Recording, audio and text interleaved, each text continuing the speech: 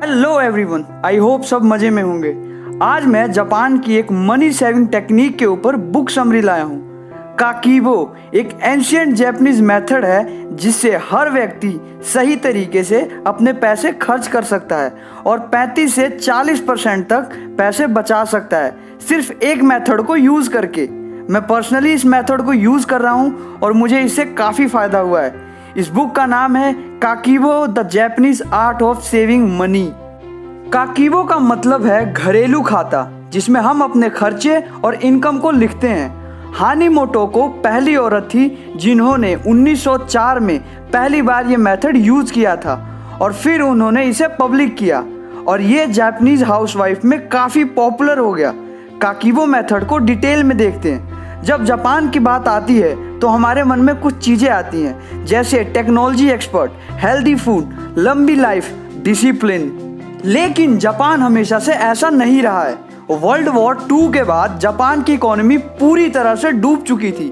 उस वक्त से जापान ने सेविंग का माइंडसेट प्रयोग किया, क्योंकि जापान एग्रीकल्चर पर निर्भर था और आर्मी जनरल को कहा गया आप बिजनेस पर ध्यान दें। इसी वजह से वहाँ डिसिप्लिन बहुत है और इसी का रिजल्ट है यूएस और चाइना के बाद जापान वर्ल्ड की सबसे बड़ी इकोनॉमी है।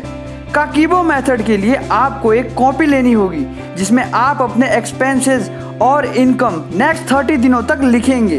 अपने खर्चों को 4 भागों में बांटो। Number 1 need, number 2 wants, number 3 culture, number 4 unexpected. Need में आपको फूड, इलेक्ट्रिसिटी, क्लोथ्स, ग्रोसरी ऐसी एसेंशियल चीज़ें शामिल करनी है जिसमें हमारा सर्वाइवल शामिल है।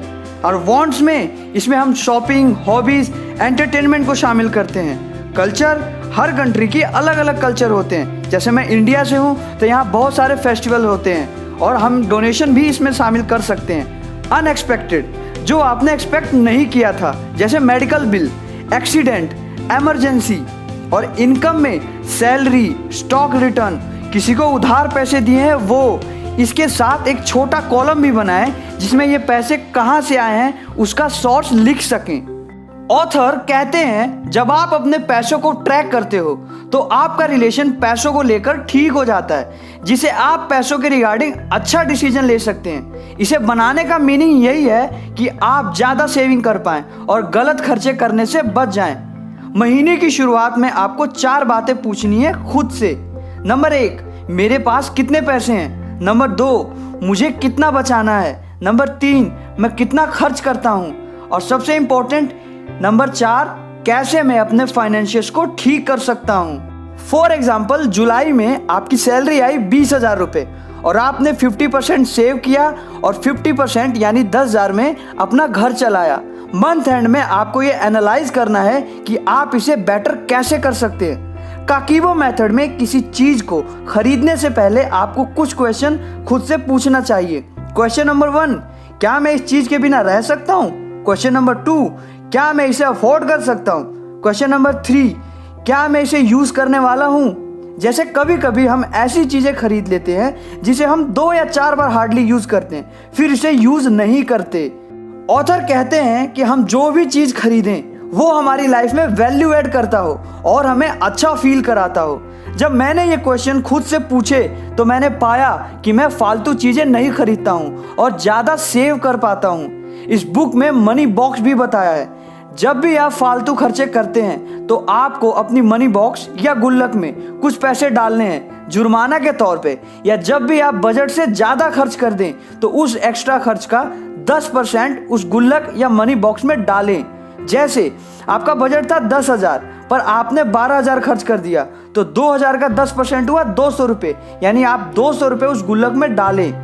काकीबो स्ट्रेटजीज। नंबर 1, जो चीज़ आपको लेना है उसे खरीदने से पहले 24 घंटे जरूर रुकें और 24 घंटे बाद ये देखें कि क्या ये इंपॉर्टेंट लग रहा है अभी भी।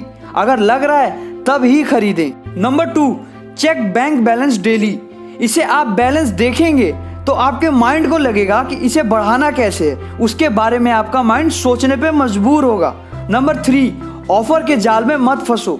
40%, 50%, 80% ऑफर के जाल में मत फंसो, क्योंकि फिर ना चाहते हुए भी आप फालतू खर्चे करने लगते हैं और आपको लगता है कि आपने बचाए हैं पर रियल में आपने खर्च किए हैं। फॉर एग्जाम्पल, कोई चीज़ 1000 की थी पर आपने उस पर देखा 40% ऑफ, अब आपने 600 रुपये खरीद लिए। आपको लगेगा आपने 400 रुपये बचाए हैं, पर रियल में आपने 600 खर्च कर दिए हैं। काकीबो मेथड कहता है नो मैटर आप कितना अर्न करते हैं, लेकिन अगर आप में सेविंग का माइंडसेट नहीं है तो आपको लॉन्ग टर्म में बहुत नुकसान होगा। तो आज की वीडियो में आपने सीखा काकीबो मेथड। आई होप आप इसे 1 महीने तक जरूर यूज करेंगे। और अगर अच्छी लगी हो वीडियो तो लाइक करो, नहीं लगी तो डिसलाइक करो, और नए हो तो सब्सक्राइब करो ऐसे ही अमेजिंग वीडियोस के लिए।